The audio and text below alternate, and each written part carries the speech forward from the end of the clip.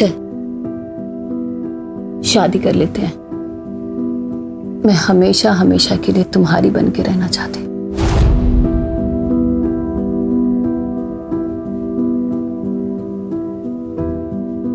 चल कर लेते हैं, पर तुम्हें आशीष को डिवोर्स देना होगा।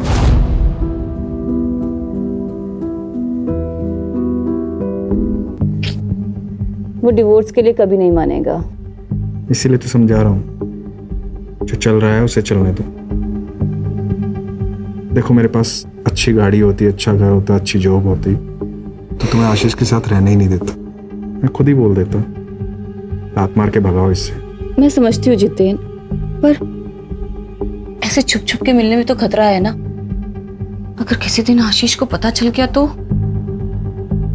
तब की तब देखेंगे।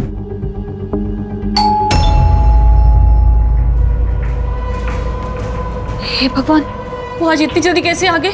तुम चुप हो जल्दी से।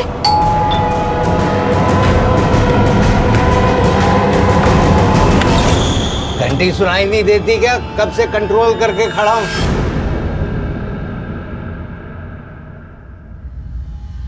यहाँ टंकी फुल है मेरी, अभी खोलती नहीं तो यहीं टंकी खाली कर देता।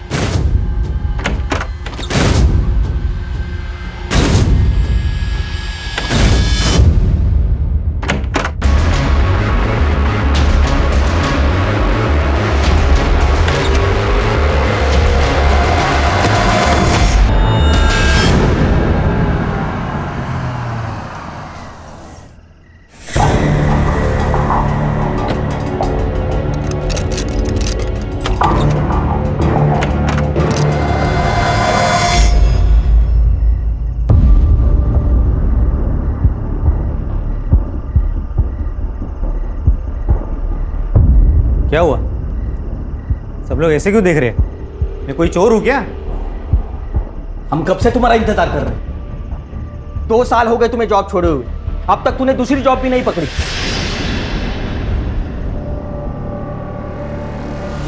तुम्हें पता भी है 5 लोगों के परिवार के लिए कितना खर्चा आता है? देख, मैं अकेले इस घर का खर्चा नहीं उठा सकता। तो मैंने कब मना किया है? जब भी जॉब लगेगी ना, सारे पैसे लौटा दूंगा। जैसे आवारों की तरह घूमने से जॉब नहीं मिलती, उसके लिए हाथ पैर मारने पड़ते हैं। दिन भर है ना काम के लिए बाहर घूमता हूँ। अगर इतना लग रहा है ना तो तुम्हारे कमाई का एक निवाला नहीं खाऊंगा कल से। मुझे पता है जॉब कैसी ढूंढी जाती है, ज्यादा भाषण देने की जरूरत नहीं है। देख अक्षय, तू कल से घर में पैसे देना शुरू कर दे, नहीं तो चला जाए यहाँ से। चला जाऊं? ऐसे कैसे चला जाऊं? ये घर है ना हम दोनों के नाम पे है, मैं नहीं जाने वाला। आपको पता भी है इस घर में जीना मेरे लिए कितना मुश्किल हो गया है। जहां बात बात पर जताया जा रहा है कि हम पर एहसान किए जा रहे हैं। मैं कुछ नहीं जानती, आप इनके पैसे दे दीजिए, नहीं तो हम ये घर छोड़कर चले जाएंगे।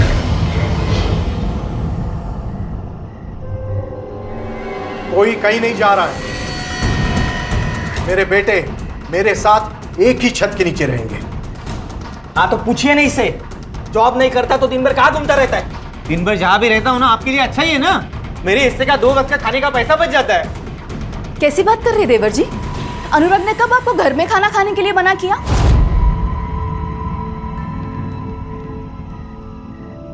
तो फिर किसी को क्यों जानना है मैं दिन भर क्या करता हूँ, कहाँ रहता हूँ? पापा आप ना हमें हमारा हिस्सा दे दीजिए। बस, दोबारा मुझे ये बात नहीं सुननी।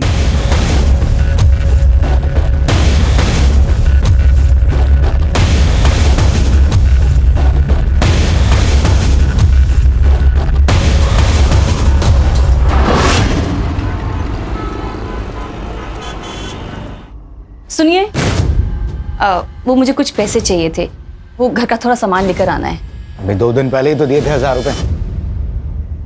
सुनो, क्या 2 दिन पहले? हाँ, जैसे तुम्हारी दारू महंगी हो रही है ना, घर गृहस्थी का सामान भी महंगा हो रहा है। दारू पीने के पैसे हैं तुम्हारे पास, पर घर गृहस्थी के सामान के लिए पैसे नहीं है। हाँ नहीं है पैसे, कर ले जो करना है। अरे मैं तुम्हें जाने नहीं दूंगी, मुझे पैसे चाहिए, मतलब पैसे चाहिए। हाथ छोड़, हाथ छोड़। अरे सुनो,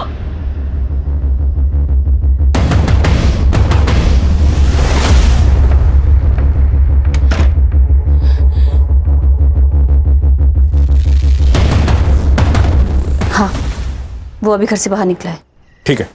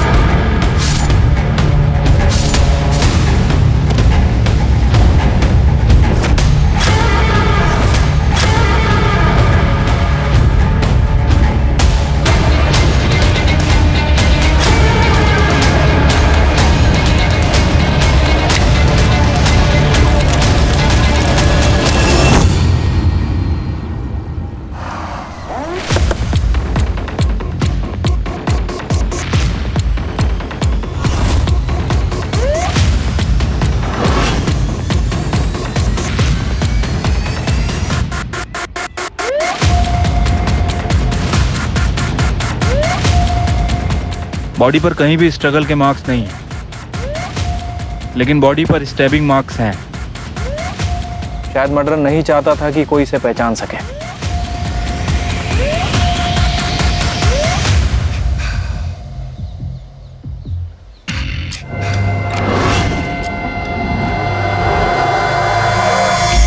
सर, 500 मीटर पर एक गाड़ी मिली है। गाड़ी के आसपास खून है।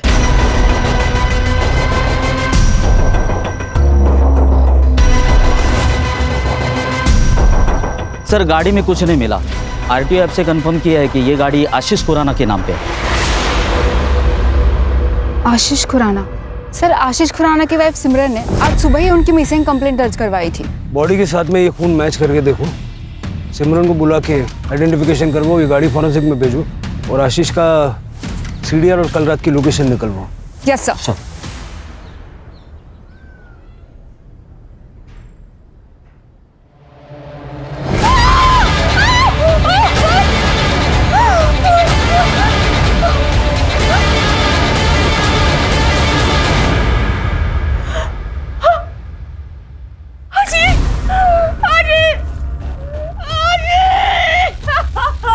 तृप्ति,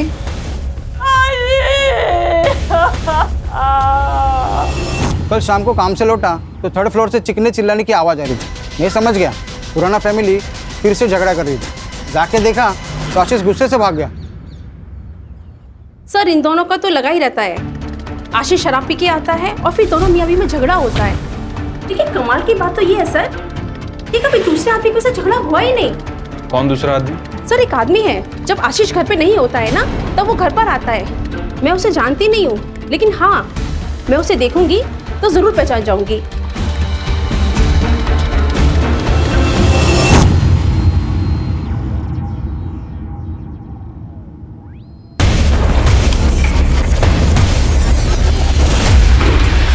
तो आपके हस्बैंड मिस्टर आशीष खुराना उस शाम को 7 बजे घर से बाहर निकले थे और फिर वापस लौटे ही नहीं।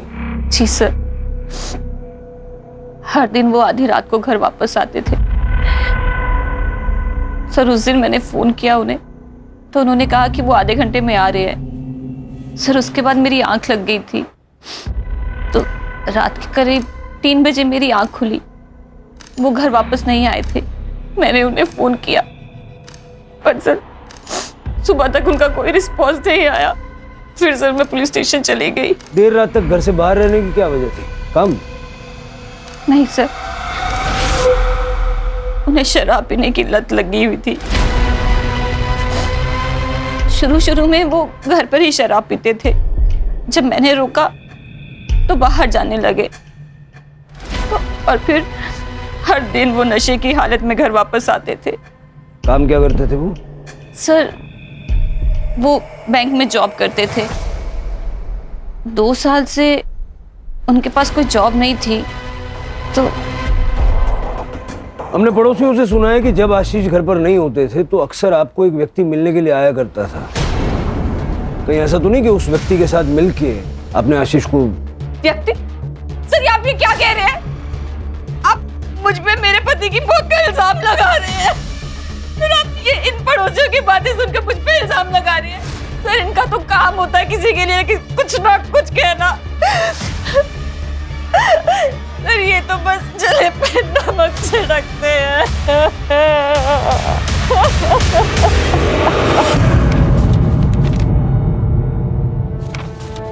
क्या इस आदमी को जानते हो? हाँ मैडम, यह आदमी तो कल रात को यहाँ पर बैठ के दारू पी रहा था। करीब 11:15 बजे ना वो यहाँ से निकल गया। अब अकेला था या इनके साथ कोई और भी था? नहीं, अकेला था वो। मुझे सीसीटीवी फुटेज चेक करना है। ठीक है, कर सकते हो।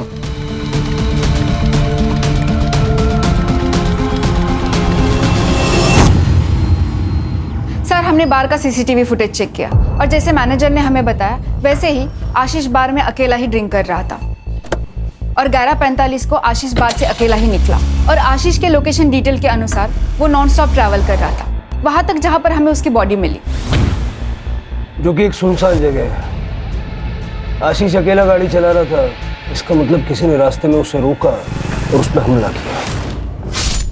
ये 12 तारीख की रात का मालजीपाड़ा का डंप डेटा निकल हुआ। Yes sir. Sir, PM report और फॉरेंसिक रिपोर्ट आ गई है। सर, रिपोर्ट के हिसाब से उसकी मौत 12 तारीख की रात 12 से 13 तारीख की सुबह 3 बजे के बीच में हुई।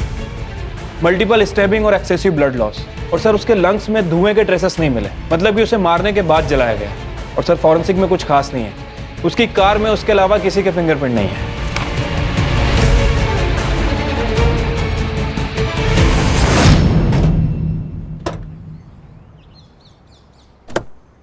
तू पहले मेरी बात सुन, मुझे कल शाम तक हर हाल में फैसला चाहिए। तू बस टाइम बोल, मैं पहुंच जाऊंगा। हाँ ठीक है। नागेश, कोणाशी बोलतोय? कहीं फिर से वही? आई तू कशाला घाबरते एवढं?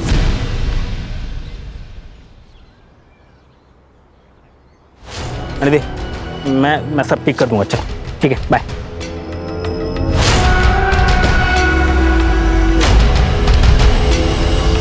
सर, आशीष के कॉल रिकॉर्ड के हिसाब से उसे लास्ट कॉल किसी अक्षय संपत का आया था और बाहर से निकलने के 15 मिनट पहले तक वो उसी से बात कर रहा था। बाहर के सीसीटीवी फुटेज में भी दिखा है सर। अक्षय संपत? हाँ सर, और इसके कॉल रिकॉर्ड में किसी जितेन शाह का भी नंबर मिला और ये तीनों लगातार टच में थे। इनफैक्ट दिन में 2 से 3 बार बात भी किया करते थे। डम डेटा का क्या हुआ? सर, आज शाम तक मिल जाएगा। सर, मैं जितेन और आशीष बरसों पुराने दोस्त थे। मुझे तो अभी भी यकीन नहीं हो रहा कि आशीष अब हमारे बीच नहीं है।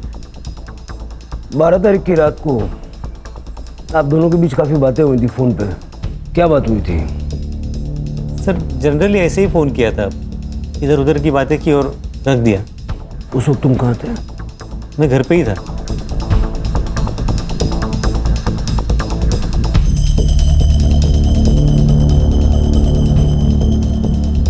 हाँ कदम, ठीक है सर। ये जितेन के पेरेंट्स का कहना है कि 13 अक्टूबर को वो सूरत गया था काम के सिलसिले में। मर्डर के नेक्स्ट डे बाहर चला गया। उसको फोन करके बुलवाओ और ये अक्षय की स्टोरी चेक करो।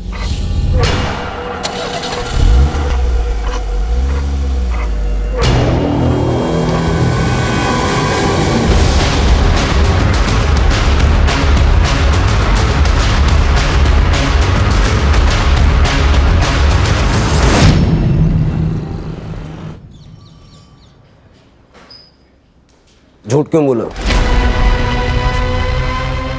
जिस वक्त आशीष बाहर से बाहर निकला उसी वक्त तू भी अपने घर से बाहर निकला और फिर रात को 1:30 बजे तक तुम्हारा फोन स्विच ऑफ था। वो क्या है सर, मैं रात को अक्सर बाहर जाया करता हूँ।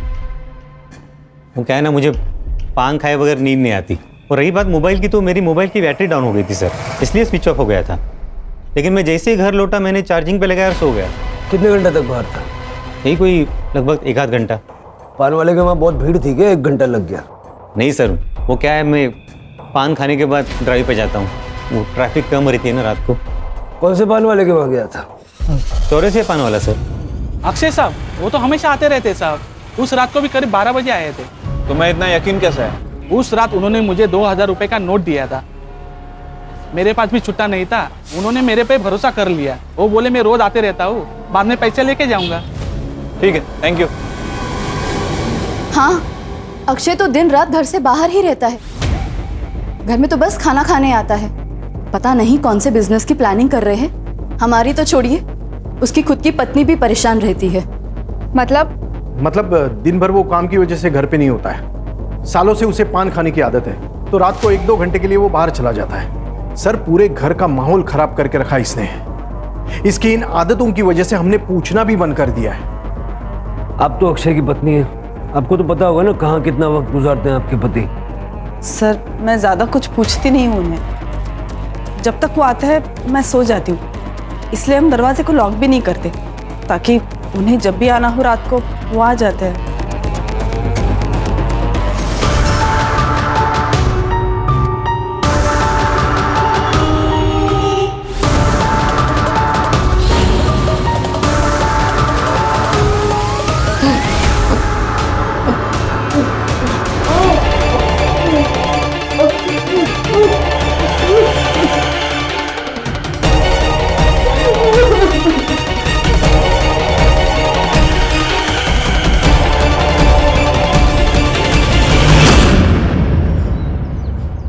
अगर अक्षय ने आशीष को नहीं मारा है तो फिर कौन हो सकता है?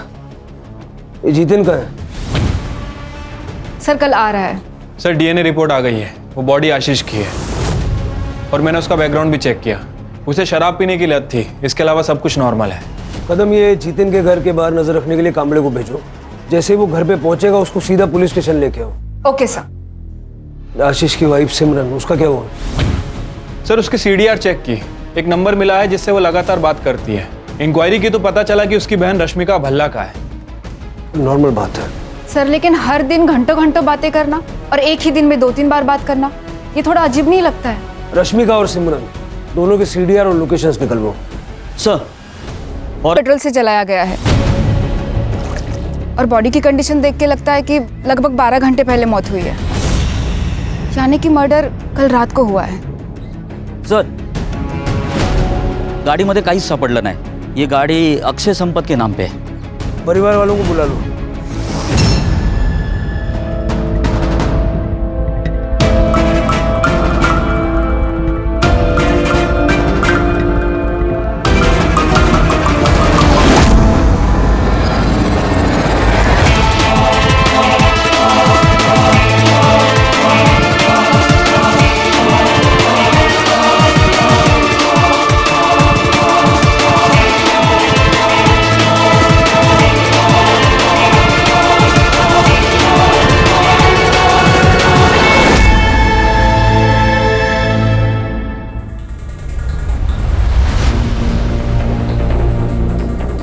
हमें बॉडी पर से ये वॉलेट, कपड़े और ये घड़ी मिली है। ये तो अक्षय के सर।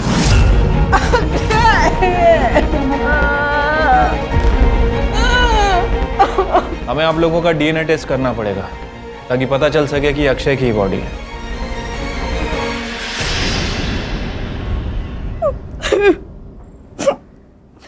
बहुत कोसते थे सर ये लोग हमें, उनकी नौकरी क्या चली गई, हमारी हालत तो भिखारी जैसे हो गई थी, इसीलिए अक्षय ने इनसे हिस्से की बात की थी। सर मैं अपनी फैमिली को टूटने नहीं देना चाहता था, इसलिए मैंने उसे हिस्सा देने से मना कर दिया था। सर ऐसा कौन सा बाप है जो अपने बेटे की बुरी आदतों की वजह से उसे ना डांटे? 2 साल हो गए सर और जॉब ना मिले, कैसे हो सकता है सर? मेरा बेटा कामचोर हो गया था, इसलिए मैं उसे सही रास्ता दिखाना चाहता था। घर तुम्हारी इनकम से चल रहा था तो घर में भी तुम्हारी चलती होगी। बिल्कुल नहीं सर, भाई था वो मेरा। और सर कभी कभी समझाने के लिए सख्त रवैया अपनाना पड़ता है, और वैसे हम लोग सब प्यार से ही समझा रहे थे उसको सर।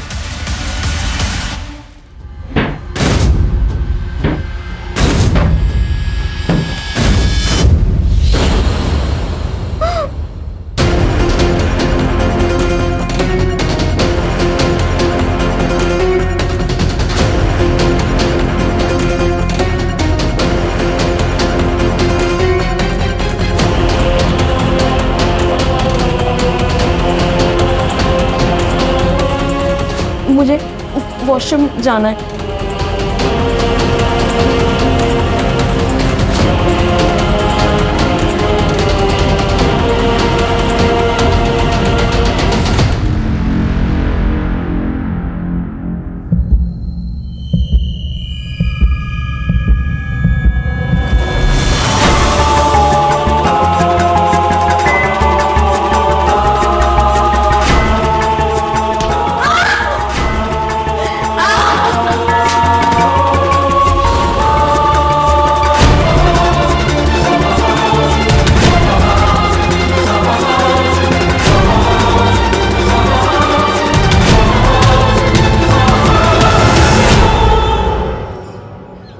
पहले आशीष और अब अक्षय, 2 दोस्तों की मौत हुई है।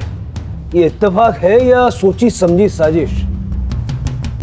दोनों मर्डर्स के बीच में कोई कनेक्शन नजर आ रहा है? नहीं सर। सिवाय इसके कि दोनों दोस्त थे और दोनों को मारने का तरीका सेम है। कुछ तो है जो हमें सतह पे नजर नहीं आ रहा, कुछ ऐसा जो इन दोनों के या तीनों के पास से जुड़ा हुआ है। सर जितेन आ गया। क्या? अक्षय नहीं रहा, उसका मर्डर हुआ है उसी तरह जैसे आशीष का हुआ। जब ये सब हुआ तुम कहाँ थे? सर, डायमंड के बिजनेस में हाथ आजमाना चाहता था। सूरत गया था अपने कजिन के पास, उसका डायमंड पॉलिशिंग का काम है। तुम्हारे अक्षय और आशीष के बीच में रिश्ते कैसे थे? तीनों गहरे दोस्त थे सर, एक दूसरे के बहुत करीब। लेकिन अब तो मैं अकेला।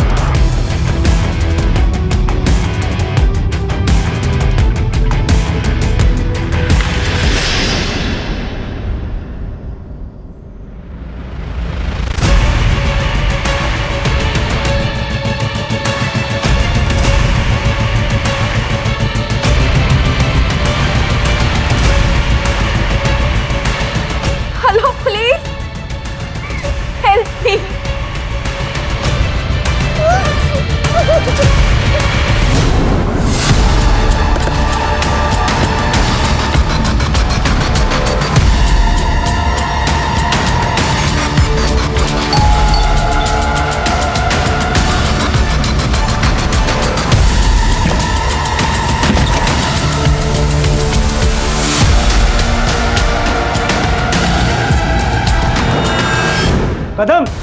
Yes sir.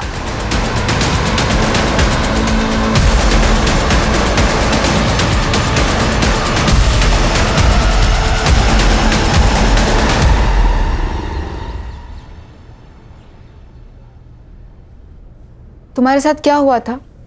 किसने तुम्हारे साथ ऐसा किया? अक्षय संपत ने किया। अक्षय संपत? मैम मैं फंस चुकी हूँ, प्लीज मदद कीजिए। क्या यही है वो आदमी?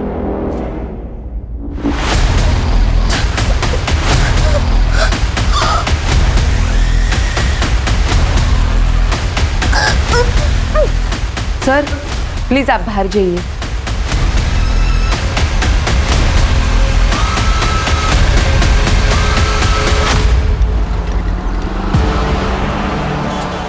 अक्टूबर की सुबह हमें अक्षय की बॉडी मिली और पोस्टमार्टम के हिसाब से अक्षय की मौत को 12 घंटे बीत चुके थे, यानी 14 अक्टूबर की रात को ही अक्षय की मौत हो गई थी। तो वो 15 की सुबह प्रियंका का रेप कैसे कर सकता है?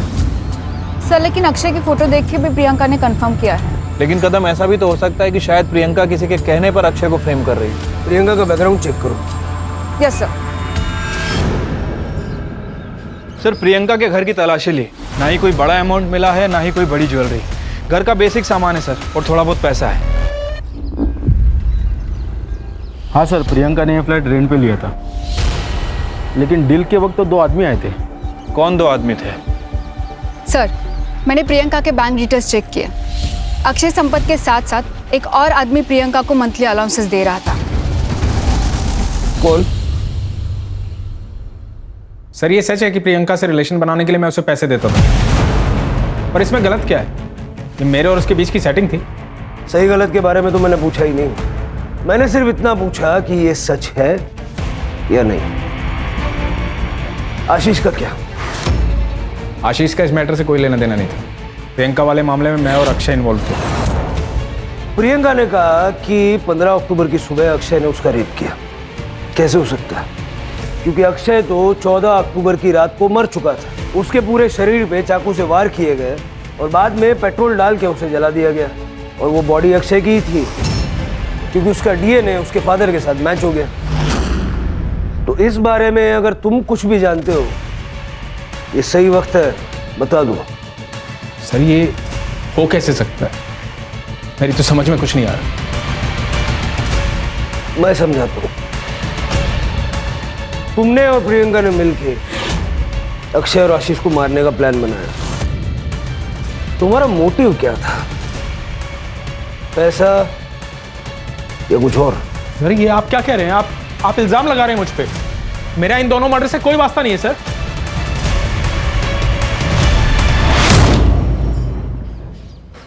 सिर्फ आशीष, जितेन और अक्षय हैं। इन तीनों की दोस्ती के अलावा एक और कनेक्शन है इन तीनों से रिलेटेड। सर 3 साल पहले इन तीनों को एक बड़े स्कैम के चक्कर में पकड़ा था, लेकिन सबूत ना होने की वजह से इन्हें छोड़ दिया गया। मैंने उस केस के इन्वेस्टिगेशन ऑफिसर नचिकेत परब को बुलाया है। सर मैंने आशीष और अक्षय के मर्डर के बारे में पढ़ा। 3 साल पहले आशीष, अक्षय और जितेन इन तीनों ने मिलकर मुंबई के बैंक में फ्रॉड किया था, जिसकी इन्वेस्टिगेशन मैं कर रहा था। क्या किया था? सर दरअसल आशीष, अक्षय और जितेन तीनों लोन डिपार्टमेंट में काम करते थे। 3 साल पहले गवर्नमेंट ने गरीब लोगों के लिए एक स्कीम लाई थी, जिससे वो गरीब लोगों को 50,000 रुपये का लोन दे रही थी। 500 लोगों ने लोन के लिए अप्लाई किया था और उन सबके लोन इन तीनों ने पास किए थे। बैंक ने 2.5 करोड़ का लोन दिया था, लेकिन उन लोगों ने ये पैसा एक नकली एग्रो कंपनी में ट्रांसफ़र किया था, जो कंपनी इन्होंने बनाई थी। कई सारे वेंचर्स कैपिटल्स को इनकी नकली कंपनी का आइडिया पसंद आया और उन्होंने उस कंपनी में 10 से 12 करोड़ रुपए डाले। तब तक इन लोगों ने एक बड़ा सा ऑफिस लेके उन सबको झांसे में रखा और जैसे ही इनका काम बन गया, उन्होंने ऑफिस बंद किया और फरार हो गए। जब वेंचर कैपिटल्स को एहसास हुआ कि वो कंपनी नकली थी, तो उन्होंने FIR दर्ज की। सर हमने तो सारे प्रोटोकॉल्स फॉलो किए थे। यस सर, हमने तो पूरे वेरिफिकेशन के बाद ही लोन सैंक्शन किया था उन लोगों को। सर लोन लेने के बाद वो लोग अपने पैसे का क्या करते हैं, हमारा लुकआउट नहीं। उन लोगों ने तुम्हारे कहने पे अपना सारा पैसा तुम्हारी नकली कंपनी में लगा दिया। सर किस कंपनी की बात कर रहे हैं आप? सर आप क्या बोल रहे हो ना, कुछ समझ में नहीं आ रहा है। सर हमारे हाथ में कोई सबूत नहीं था, इसलिए केस को बंद करना पड़ा। 12.5 करोड़ गायब थे, 10 करोड़ वेंचर कैपिटल्स के और 2.5 करोड़ बैंक के, जो बैंक ने लोन में दिए थे। और केस के चलते इन तीनों को सस्पेंड कर दिया गया। सबसे इंटरेस्टिंग चीज़ ये है कि इतना बड़ा घपला करने के बाद भी कहीं कोई प्रूफ नहीं मिला। सर क्योंकि उन्होंने अपने या अपने फैमिली के नाम पे कुछ भी नहीं रखा था। उन्होंने नकली नाम, नकली एड्रेस, नकली पैन कार्ड और नकली आधार कार्ड से उस कांड को अंजाम दिया था। और रजिस्टर ऑफ कंपनी में भी उन्होंने किसी को घूस खिला के अपनी कंपनी रजिस्टर करवाई थी, इसलिए किसी ने अच्छे से कंपनी की जांच पड़ताल भी नहीं की। तो ये थी वो मिसिंग कड़ी। तो तुमने जितेन की मदद इसलिए की ताकि वो अक्षय और आशीष को मार के उनका सारा पैसा हथिया सके। मैंने कुछ नहीं किया है, मैं तो खुद एक विक्टिम हूँ। पापा अक्षय और जितेन अंकल के लिए काम करते थे। उनकी डेथ के बाद मैं और मम्मी बहुत अकेले हो गए थे। मुझे अपनी आगे की एजुकेशन के लिए पैसे चाहिए थे।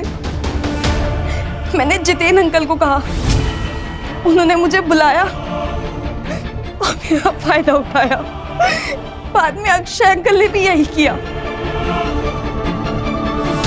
तुम्हारी कहानी पे कैसे यकीन करें? अक्षय की 14 तारीख की रात को मौत हो गई थी, फिर 15 तारीख की सुबह को वो तुम्हारे साथ कैसे हो सकता है? मैं कसम खा के कहती हूँ, मैंने कुछ भी झूठ नहीं बोला है। उस दिन सुबह अक्षय ही था। कल हॉस्पिटल से डिस्चार्ज मिलेगा, शहर छोड़ के नहीं जाना। ये जितेन अभी भी प्रियंका की बिल्डिंग में जाता है सर, और जिस दिन प्रियंका हॉस्पिटल में थी, ये उस दिन भी उस बिल्डिंग में गया था। पैसे ढूंढने गया होगा। सर हमने तो फ्लैट को बहुत अच्छे से चेक किया था, हमें तो पैसे नहीं मिले सर। सिमरन से मिलने गया होगा। ये बिल्डिंग में तो रेगुलर जा रहा है और बिल्डिंग के CCTV में इसे देखा भी गया है, लेकिन किस फ्लैट में जाता है ये बताना बहुत मुश्किल है। सर, रश्मिका के CDR रिपोर्ट आ गया है, सेम पैटर्न है, सिमरन से कॉल, दिन में कई बार और लंबे समय तक बातें की है। ये रश्मिका रहती का? सर आपकी बहन का और आपका रजिस्टर्ड एड्रेस सेम कैसे हो सकता है? वो आपके साथ रहती है? नहीं सर, मैंने मेरी बहन के नाम से एक सिम खरीदा था। पिछले साल तक वो यहीं रहती थी, फिर उसकी शादी हो गई और वो US चली गई। वो नंबर आप कौन यूज करता है? जितेन। सर जितेन और मैं एक दूसरे से प्यार करते हैं। आशीष को पता ना चले इसलिए जितेन वो नंबर यूज करता था। ये जितेन का और आपका रिश्ता कब से चल रहा है? 2 साल से सर।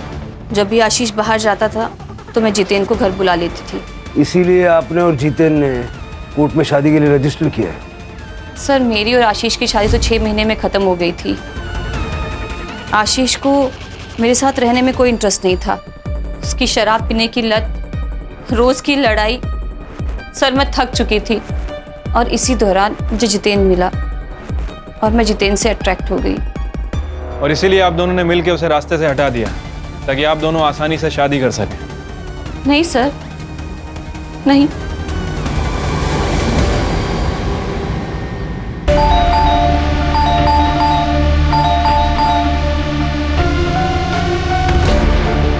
सचिन अच्छा हुआ तुम आ गई। देखो ना बहुत स्मेल आ रही है, गेट भी नहीं खोल रहा है। मैं पुलिस को फोन करता हूँ। Hello hello police station.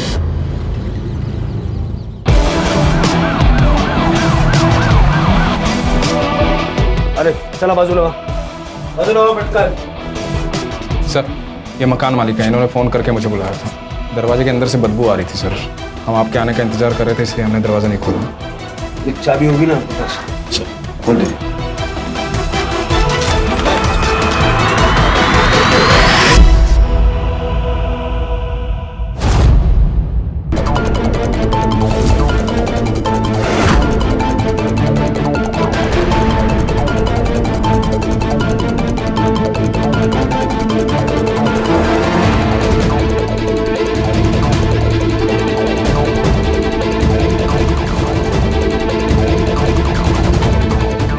Sir ये सुसाइड नोट मिला है।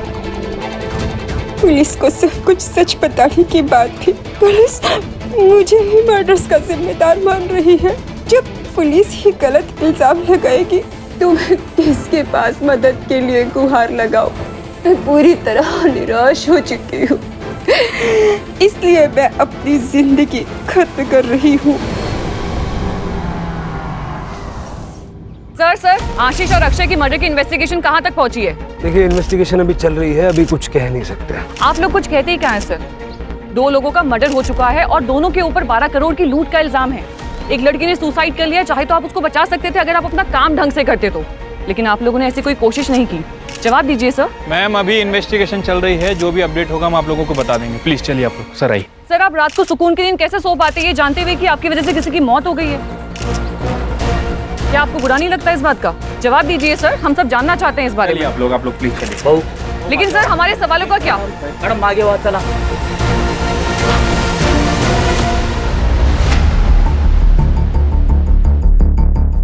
हो सकता है कि जीतेन और सिमरन ये दोनों इन्वेस्टिगेशन को भटकाने के लिए प्रियंका को मार के ये सुसाइड का नाटक रच रहे हैं। और अगर प्रियंका ने वाकई में सुसाइड किया है तो पोस्टमार्टम रिपोर्ट में क्लियर हो जाएगा।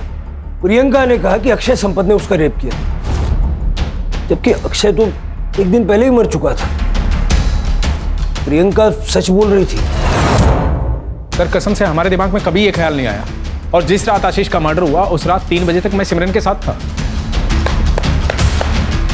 कहानी बहुत अच्छी है, बहुत बढ़िया, लेकिन इस कहानी में ट्विस्ट है। 2 को-कॉन्स्पिरेटर्स की गवाही तो चलेगी नहीं। आशीष को मारा पैसों के लिए और प्रियंका को मारा हमारा ध्यान भटकाने के लिए। सर ये आप बार बार क्यों कह रहे हैं? जो मैंने किया ही नहीं उसको क्यों बुलवाना चाह रहे हैं आप मुझसे? सर ये गोविंद संपत परिवार की हिस्ट्री चेक की है, पता चला है कि गोविंद की गीता नाम की भाभी है। ये गोविंद गीता को कुछ पैसे भी ट्रांसफर किया करता था और गीता का एक बेटा भी है, नागेश नाम है उसका। और गीता ने पनवेल पुलिस स्टेशन में उसकी मिसिंग कंप्लेंट भी कराई है। 14 तारीख से गायब है, 14 अक्टूबर से।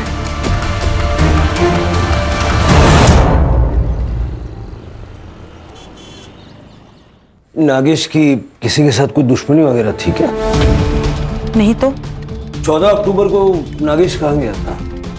उस दिन उसने शाम को मुझे फोन किया था और मुझसे कहा कि उसे आने में देरी होगी। मैंने उससे पूछा भी क्यों।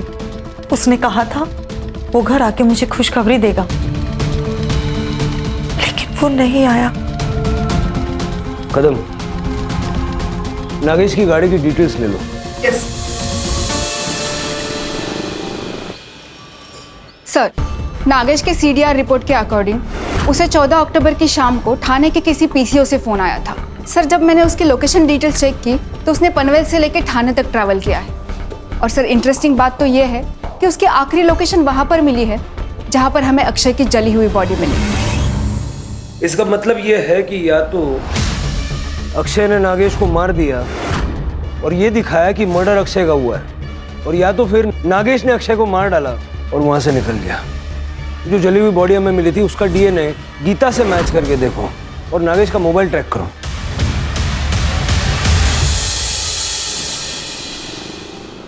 सर, ये नागेश का फोन थोड़ी देर पहले पुणे में ऑन हुआ था, लेकिन स्विच ऑफ हो गया।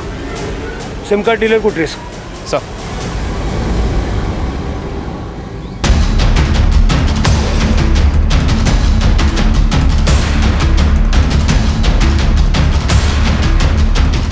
इनमें से कौन था? सर ये था।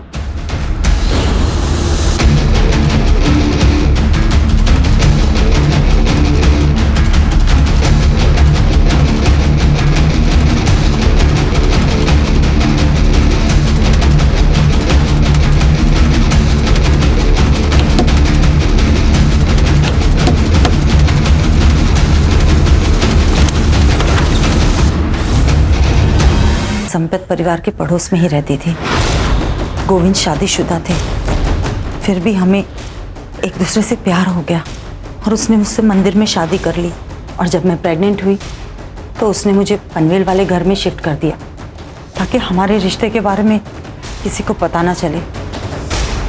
लेकिन हाँ, गोविंद की पहली बीवी के बच्चों से उसकी कुछ लड़ाई चल रही थी।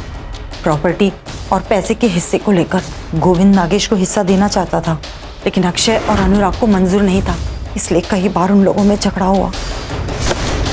तू पहले मेरी बात सुन, मुझे कल शाम तक हर हाल में फैसला चाहिए। तू बस टाइम बोल, मैं पहुंच जाऊंगा। और किसी से उसकी कोई लड़ाई नहीं थी।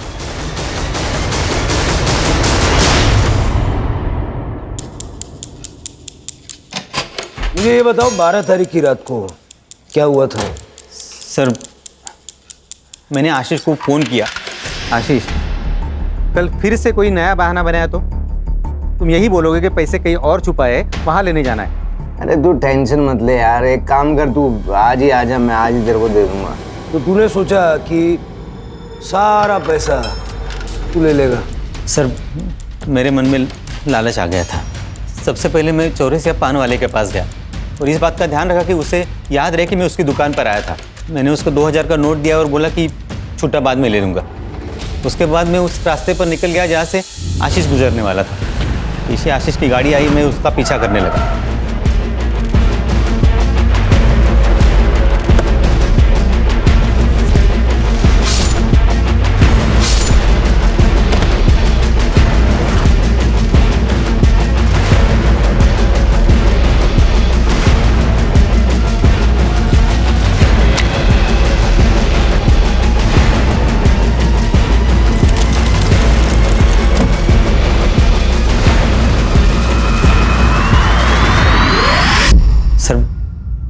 बैंक के फ्रॉड से हमें 12.5 करोड़ रुपए मिले थे।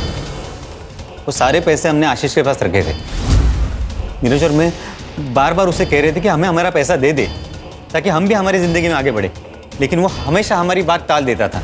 साहब, ये अक्षय आशीष को कुछ नहीं बोलता था, मैं ही उसके पीछे पड़ा रहता था। मैं कहता था अरे जब पैसा है और उसे इस्तेमाल नहीं कर सकते तो क्या फ़ायदा। मुझे नहीं पता था ये कमीना उसे मार देगा। तू भी कोई बड़ा दूध का धुला नहीं है, समझा ना? Control control. पैसा कहाँ छुपा है?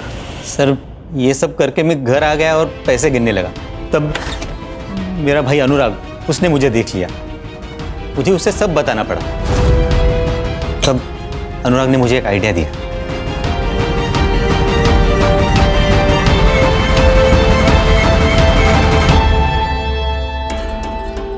देखिए, आशीष के मर्डर केस में ना चांसेस है कि पुलिस तुझ पे शक करे, क्योंकि उसे लास्ट कॉल तूने किया है। और ये भी हो सकता है कि वो जो पान वाला है वो तुझे याद नहीं रखे तो फिर अभी क्या करना चाहिए? देख भाई, तुझे मरना होगा। क्या? अरे मतलब तेरे नाम पे किसी और को मरना होगा। लेकिन ऐसा है कौन? तो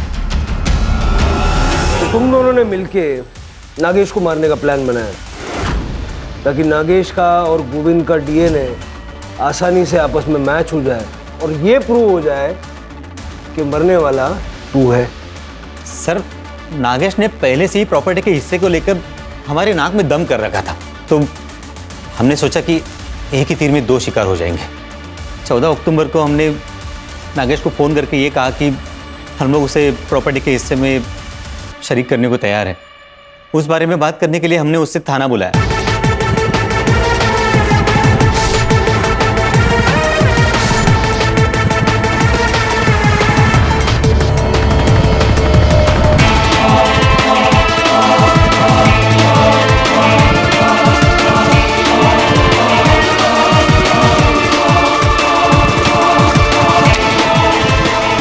अनुराग और मैं रात भर यहाँ वहाँ घूमते रहे, यही सोचते कि आगे क्या करना है। तब अनुराग ने मुझे बताया कि उसे सब कुछ सेट करने के लिए कुछ वक्त चाहिए। तो मैंने सोचा मैं भी अपना समय प्रियंका के साथ बिताऊं। लेकिन सर, जब मैं वहाँ पहुँचा तब मुझे नहीं चाहिए पैसे, जाओ। किसे जाने को बोल।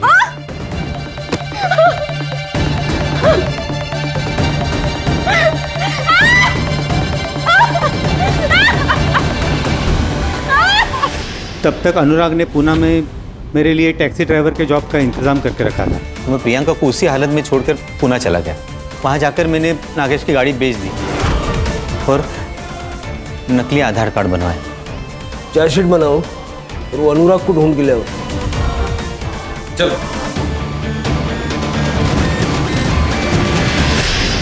इतने गरीबों को लूटा, बैंक को बेवकूफ बनाया, करोड़ों रुपयों का गबन किया, अंत में क्या मिला?